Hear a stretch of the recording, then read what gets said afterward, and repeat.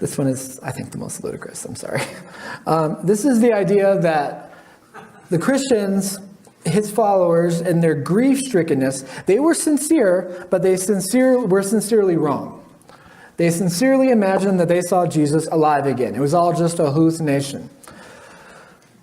Problem with this, even though they're grief-stricken, a lot of them are still thinking logically. Thomas says plainly, right? Until I can touch him, I'm not going to believe. He might be emotionally compromised in his grief a little, but he hasn't stopped thinking logically. He's like, yeah, usually dead people don't get up from the grave. Until I can see him and touch the wounds myself, I will not believe. That's not the opinion of someone who's going into a complete emotional breakdown. It's just a normal person. Most of you in here would probably have the exact same reaction. I like how Lee Strobel has this really great quote. Lee Strobel said, I went to a psychologist friend of mine and said, hey, if 500 people claimed to see Jesus alive after he died, it was just a hallucination, right? And he said, hallucinations are individual events. If 500 people all have the same hallucination, well, that's a bigger miracle than the resurrection.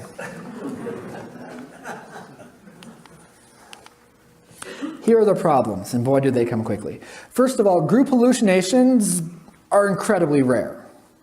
And they are usually one-time only events. And by groups, let me be clear about this. I mean like 5 or 6 people. Oh, we all saw a UFO.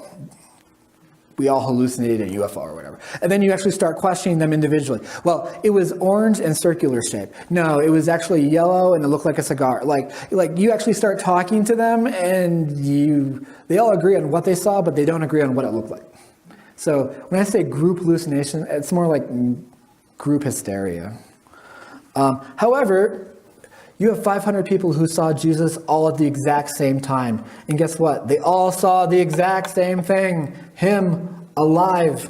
And many of those people were alive when the New Testament was getting written. If there was a problem, someone would have said something. And Jesus appears not just once. He appears on 8 different occasions to various groups of people.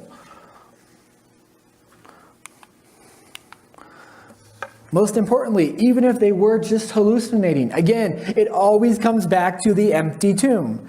Where's the body? If he's just a figment of their imagination, then his corpse is still in the tomb.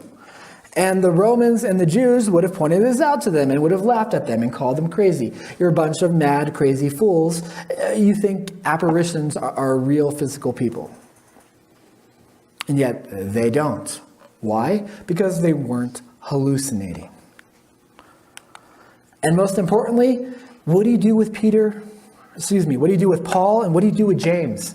They're not Jesus lovers. They're Jesus haters. They're glad he's dead.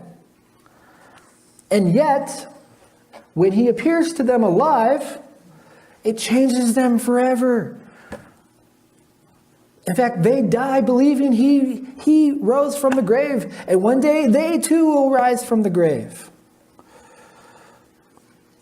Okay? So, yeah, his followers hallucinate. His enemies aren't going to hallucinate him alive. I'm sure James had enough inferiority complexes about his brother. Okay? Why can't you be like your brother Jesus? He never gets in trouble at school. He always does the dishes. He always takes out the trash. His teachers only say nice things about him. Why can't you be more like your big brother?